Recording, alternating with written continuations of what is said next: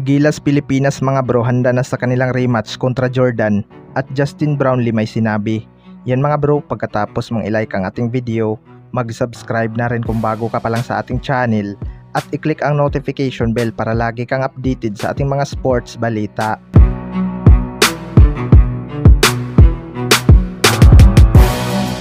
Sumamaya na nga ang isa sa mga pinaka-inaabangang laban ng Gilas Pilipinas mga bro kontra sa kupunan na mayroong Kobe Bryant 2.0 na Jordan.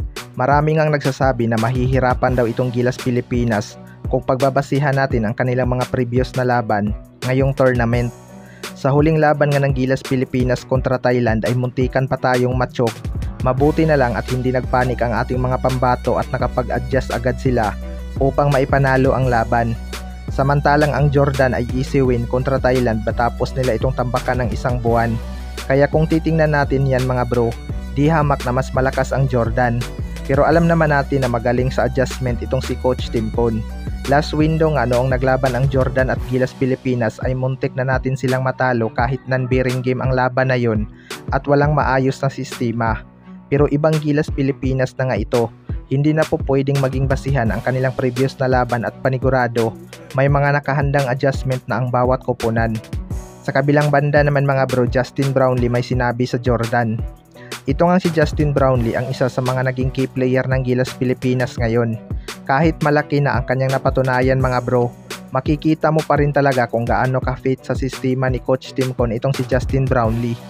Sa dalawang panalo nga ng Gilas Pilipinas sa kanilang group phase, naging malaking factor talaga ang pagiging team player ni Justin Brownlee. Magiging magandang bakbakan nga itong Gilas versus Jordan mga bro, dahil magiging rematch nga ito ni Rondy Hollis Jefferson at Justin Brownlee.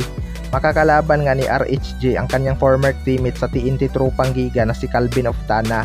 Ayon nga kay Justin Brownlee mga bro ay masaya daw siya na makalaban niya ulit itong si Rondy Hollis Jefferson sa international game. Hindi talaga magiging madali ang laban na ito both side dahil maganda din ang kanilang naging performance ngayon. Pero sana maganda ang magiging depensa ng Gilas Pilipinas dahil team player din itong si RHG mga bro. At unpredictable talaga ang opensa ng Jordan. Magandang ball movement pa rin panigurado ang isa sa magiging susi ng Gilas Pilipinas upang matalo ang Jordan. Maraming ang shooter ang Jordan at kailangan pigilan ng Gilas Pilipinas mga bro o kahit malimitahan man lang ang kanilang produksyon. Although may mga shooter din naman tayo na kayang sumabay sa kanila, pero ang magiging tanong lang dyan mga bro ay kung suswertehin sila sa trace.